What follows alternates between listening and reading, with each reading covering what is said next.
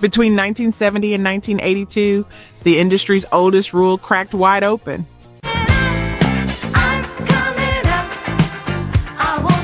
The polished dream of respectability met the raw reality of bodies that refused to apologize. A recycled drum loop spliced to a garden hose, an 18-second breath held like a weapon, a woman's name finally appearing on a legal pad. Yeah, she's the one, the only one, built like an Amazon. These weren't songs about desire. They were desire, unfiltered, physical, claiming pleasure as a birthright.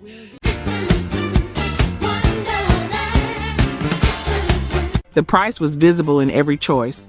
A falsetto that erased humanity, a voice isolated in a booth with no reverb, a color barrier that required an ultimatum to break.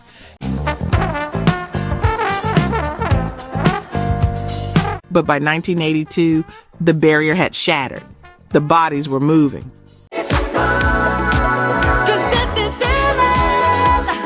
The industry had no choice but to watch.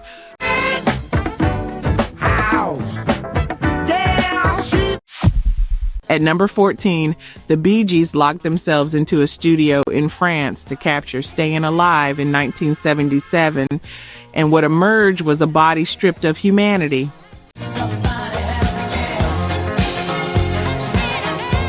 Robert Stigwood wanted them soft, romantic, safe. Instead, Barry Gibb's falsetto became a sonic disguise, a voice that refused to apologize for its own strangeness.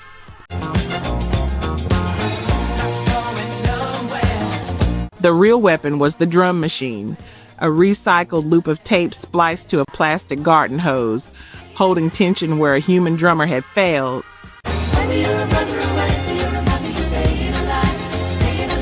That mechanical heartbeat didn't mimic the body, it replaced it. No sweat, no breath, no vulnerability.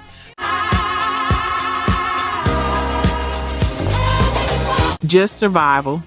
And the New York blackout that year had turned the city into chaos. And Stayin' Alive answered with pure robotic endurance.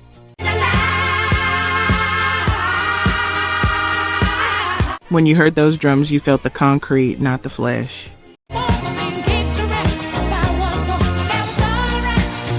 Yet something about that artificial pulse made you want to move anyway.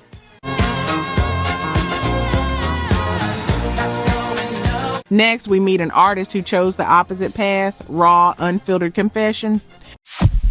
Number 13 belongs to Marvin Gaye's What's Going On, recorded in 1983 at the Ritz in New York City, a moment when Capitol Records tried to erase him by age.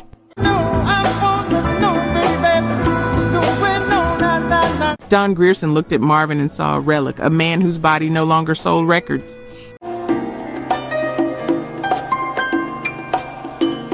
They refused to fund a video. They refused to believe he mattered. Tell me. But Marvin had already fought this war once before, against Motown's machine, against the demand that he sing only about love and God.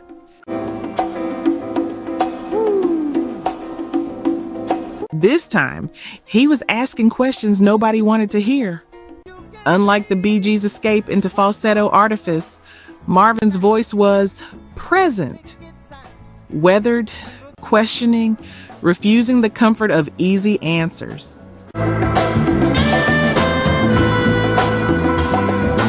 The material evidence was humble: a pair of boots, Lower East Side pavement, a man still moving.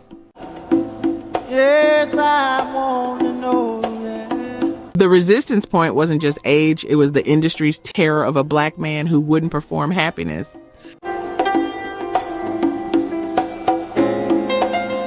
Next, we meet an artist who learned to weaponize her own refusal. At number 12, Al Green's Let's Stay Together arrived in 1983 as a ghost, a voice that Capitol Records had already written off. Green was 44, marked as a has-been, a man whose violent past made him unmarketable.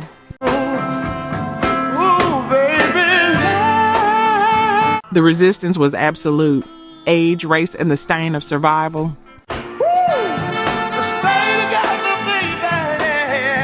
But listen to what that single take captured on the 1962 Neumann U47 microphone. A man still present as still claiming his desire without apology.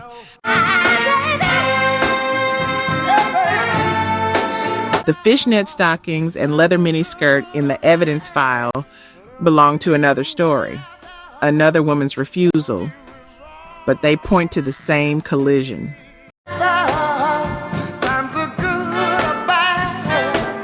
Green's body, like everybody in this countdown, had become a threat.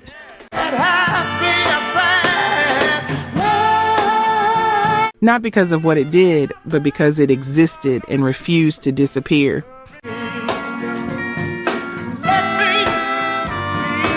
The old rule was, age yourself out gracefully, surrender the stage.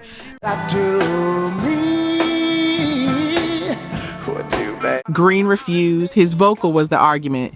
Next, we meet a man whose voice became a single, sustained act of defiance.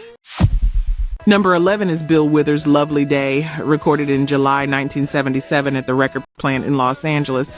And it's built on a single impossible act of breath.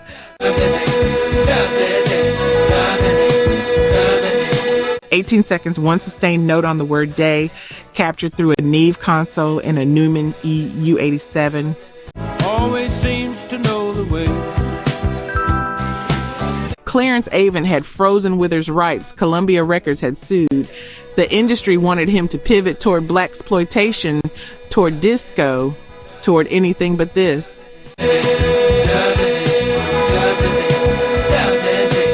Withers refused. He insisted on the uncluttered arrangement, the acoustic guitar, the space around his voice.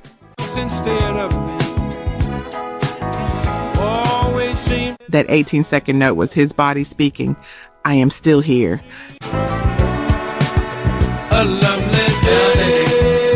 I am still capable. I will not shrink. The 1977 blackout had plunged New York into darkness and chaos, and radio stations responded by programming optimism soul, songs that promised survival without cost. Withers' note was different.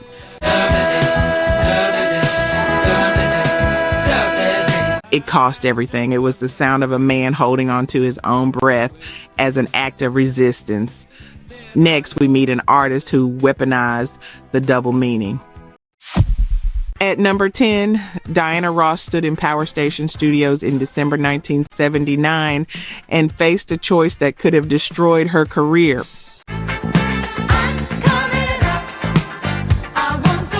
I'm Coming Out was the song, and Berry Gordy was terrified.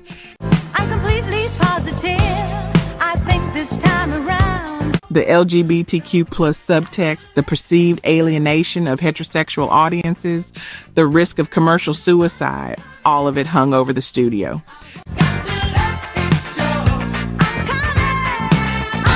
Nile Rodgers had stripped away the Motown wall of sound, isolating Ross's voice in dry, vulnerable clarity.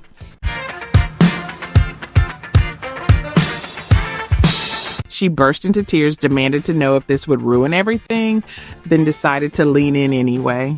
No, my abilities, there's so much more to me. Unlike Bill Withers' defiant breath or Al Green's weathered presence, Ross's act was more calculated. She would own the ambiguity, let the double meaning stand.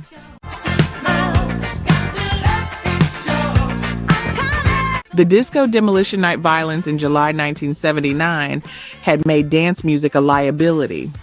Black female icons were being forced to choose between obsolescence and reinvention.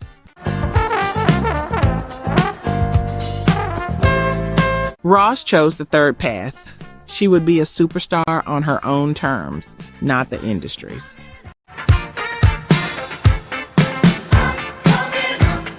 Her body, her sexuality, her refusal to clarify, these became her power.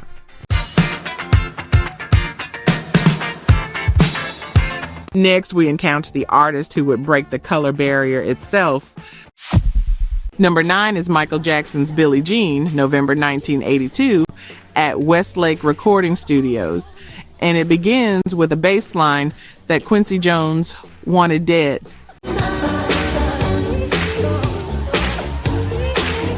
Too long, too menacing, too strange? Jackson said no.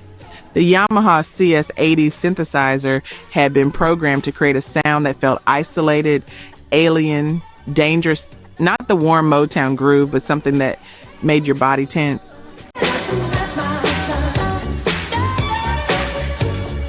Jackson insisted this bass line was the reason he wanted to get up and dance.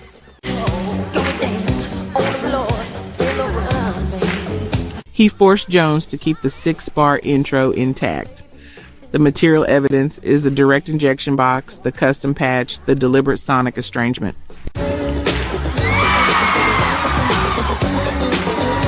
MTV was still refusing to play black artists. The racial blockade on album-oriented rock was absolute.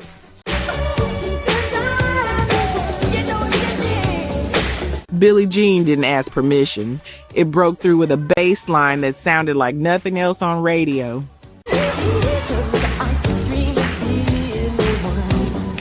Jackson's body, his dancing, his refusal to be contained by the soft pop category, all of it hinged on that intro.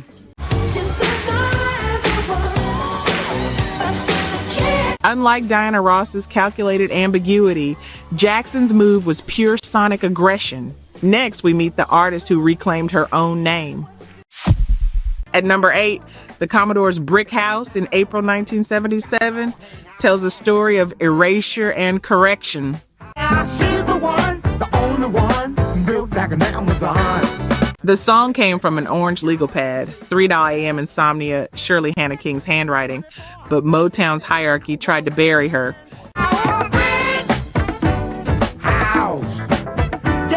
The performing group members got the credit. The songwriting disappeared into the machine.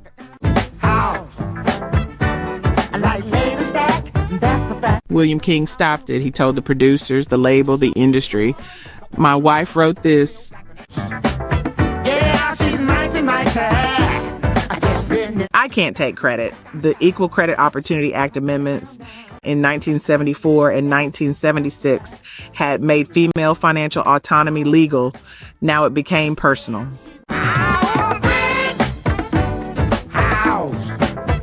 Hannah King's refusal to vanish, King's refusal to steal. These acts were quieter than Jackson's baseline rebellion, but they were structural.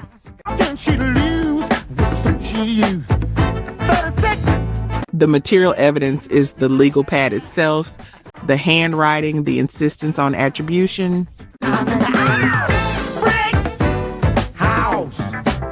Unlike the previous artists who fought against label resistance, this fight was internal, intimate, a man and woman refusing the old Motown machinery.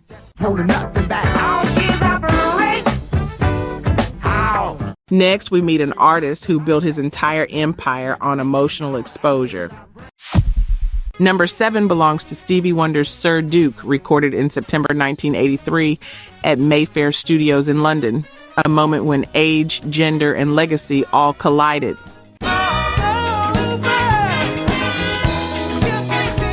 The resistance point came from Roger Davis and Capitol Records. Was Wonder a rock icon or an R&B legacy act?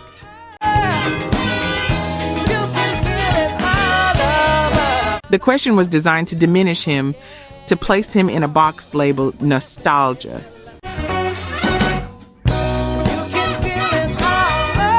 The material evidence includes fishnet stockings, a denim jacket, a synthesizer, but these details point to another artist's fight, another woman's refusal.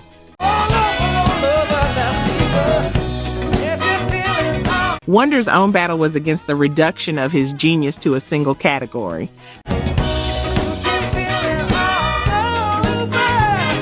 His body, his blindness, his refusal to perform acceptable disability, all of it became the text.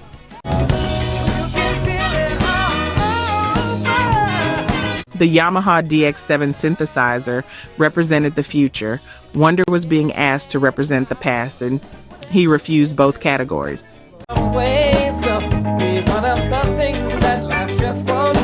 Unlike Shirley Hannah King's quiet insistence on attribution, Wonder's resistance was about claiming the present moment, not just correcting the record.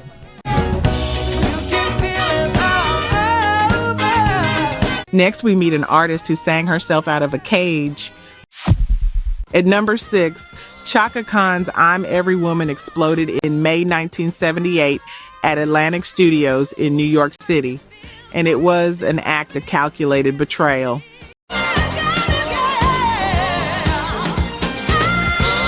Khan was still under contract to Rufus when she signed with Warner Brothers Eyes.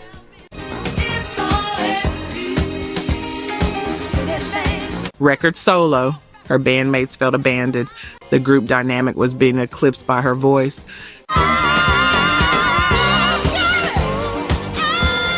She didn't apologize.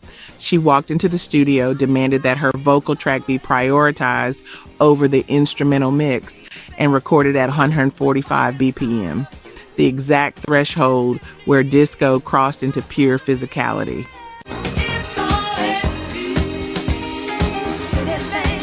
The ARP 2600 synthesizer created a wall of sound, but Khan's voice cut through it like a blade.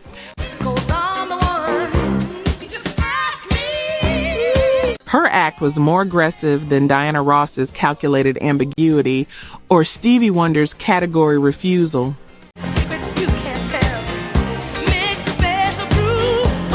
Khan was claiming the right to leave, to prioritize her own body, her own voice, her own future over the group's comfort.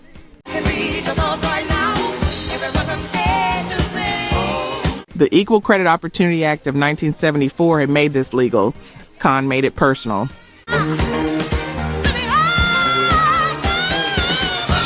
Unlike the Commodores' internal correction or Wonder's category refusal, Khan's move was pure individualism.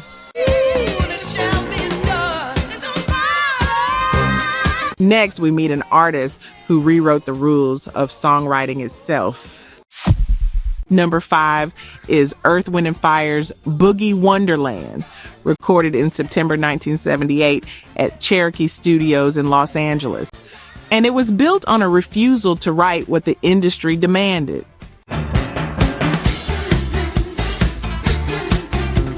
Allie Willis was the songwriter, but she existed in professional obscurity.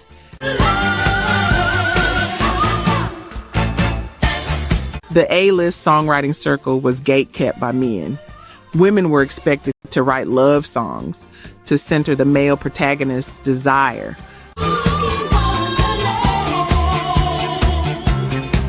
Willis said no. She wrote a song that refused the male gaze, that centered female vocalists, the emotions, as co-leads, not background texture.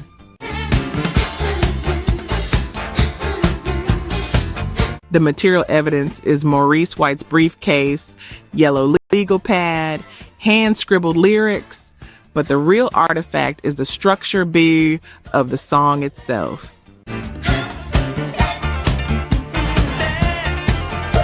Willis had weaponized the chorus, the hook, the moment where women's voices became the primary text, not the ornament.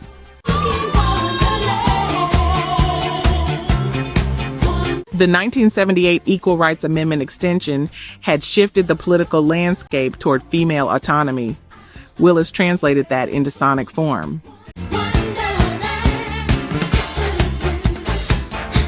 Unlike Chaka Khan's aggressive individualism, Willis's move was structural.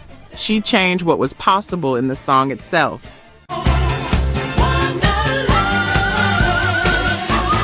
Next, we meet an artist who would define the mega diva archetype. At number 4, Whitney Houston's Saving All My Love for You arrived in March 1985 at Sigma Sound Studios in New York City, and it was a song about infidelity that Arista Records almost killed. 'Cause tonight is the night. The resistance was absolute.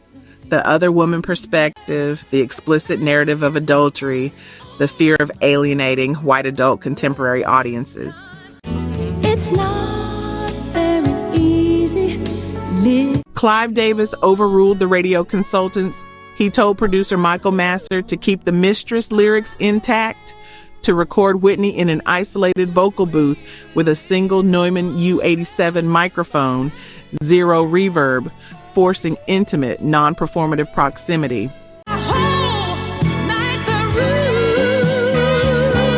The material evidence is that microphone, that isolation, that dry mix, the refusal to hide behind production, to let the body of the voice be the only text. The 1984-1985 collapse of the girl group assembly line model meant that individual vocal identity now superseded label manufactured image.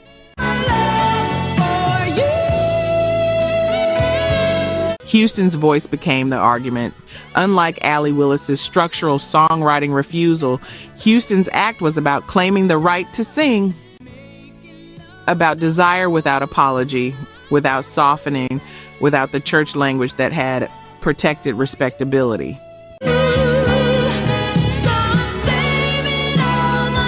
Next, we meet the man who invented the language of desire itself. Number 3 belongs to Barry White's Can't Get Enough of Your Love, Babe, recorded in August 1974 at the record plant in Sausalito, California. And it was built on a voice that the industry wanted to erase.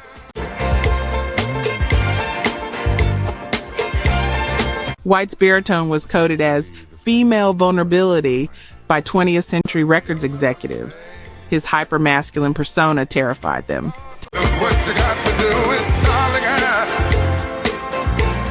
He refused to let them edit his voice, refused to shrink the emotional exposure.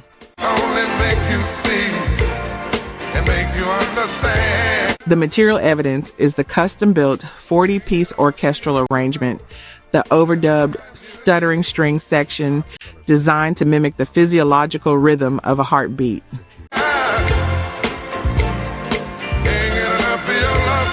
White said, I am the producer first, the singer second. His body, his voice, his refusal to perform traditional masculinity, all of it became the text. What kind of love is this that you're giving me? The 1974 Equal Credit Opportunity Act had made female financial autonomy legal. White's move was to claim emotional autonomy, to sing desire from a male body without apology or irony.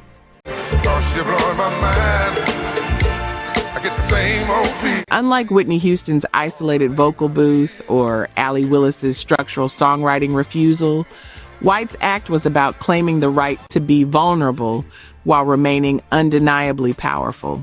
I can't get enough of your love, babe. Oh, no, babe. Next, we meet the collective voice that unified the movement itself. At number 2, the OJ's Love Train in 1982-1983 became the song that everyone could claim, a collective movement masquerading as a single track.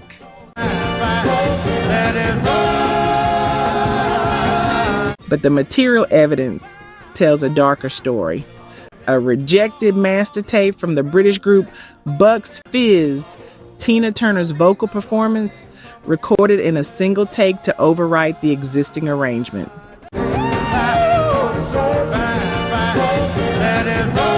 The resistance point was Roger Davies and Capitol Records, the financial insolvency that made Tina Turner a nostalgia act at age 44, unmarketable and disposable.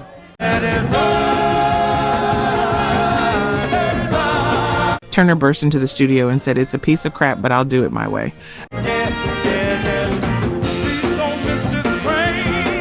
She stripped the light pop reggae rhythm and replaced it with jagged, aggressive vocal delivery.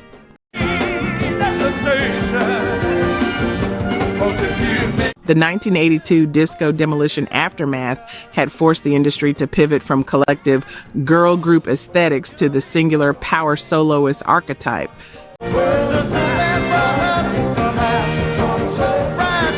Turner's act was about claiming the right to transform material that wasn't hers, to make it her body, her voice, her power.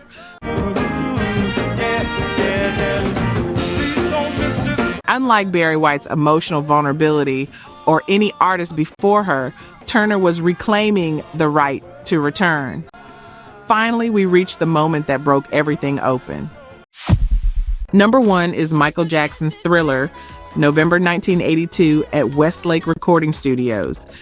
And it was the song that forced the industry to surrender.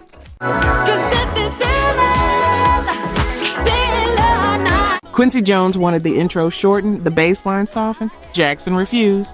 You're fighting for your life inside a killer thriller. The material evidence is the 1960s era plywood drum tube, the custom isolation box for the kick drum, the deliberate creation of a non-human heartbeat rhythm.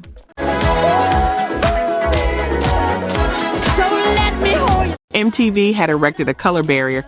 CBS Records President Walter Yetnikoff issued a public ultimatum: air Michael Jackson or lose every video we own.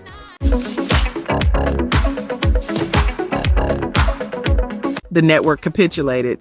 Jackson's body, his dancing, his refusal to be contained by any category, all of it was made visible on screens across America for the first time.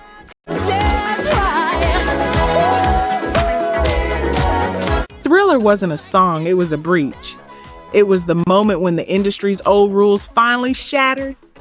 You're fighting for your life inside a killer thriller. The bass line, the drums, the mechanical heartbeat, all of it had been building toward this. Jackson's body became the primary text, unapologetic, undeniable, impossible to ignore.